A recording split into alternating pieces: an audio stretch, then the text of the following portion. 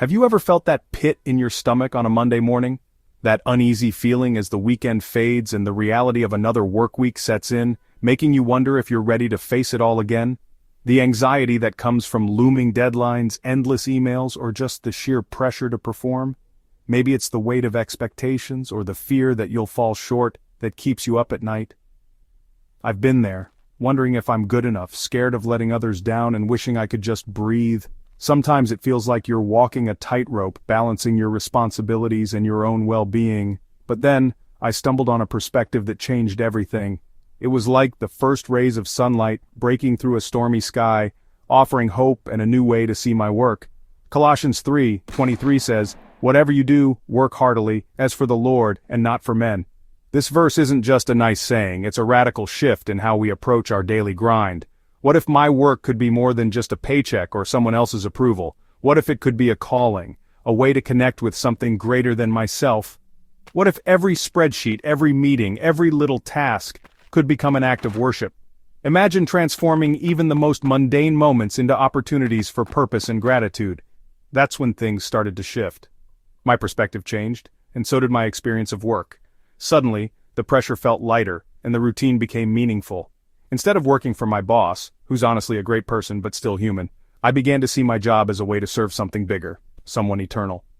My motivation wasn't just about climbing the ladder but about making a difference, no matter how small. It's not about being perfect or chasing promotions. It's about finding purpose in the process and knowing that your efforts matter, even when no one else notices. It's about showing up with intention, giving my best, and letting go of the rest.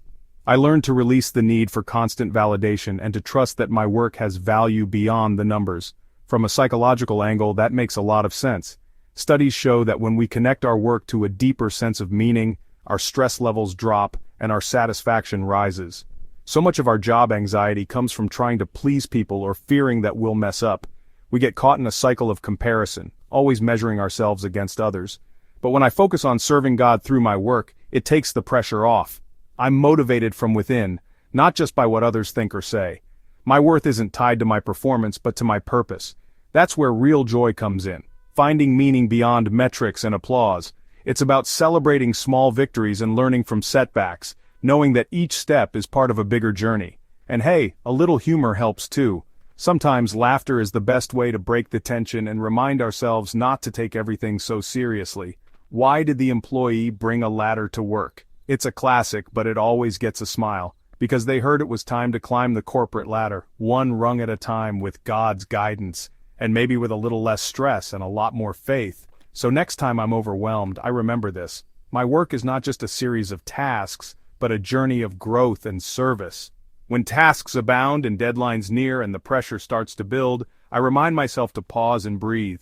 I pause to cast away my fear. I let go of the need to control every outcome and trust that my efforts are enough.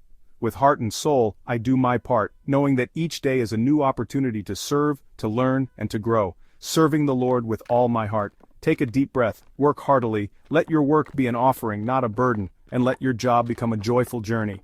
Thanks for watching Speak Life Studio.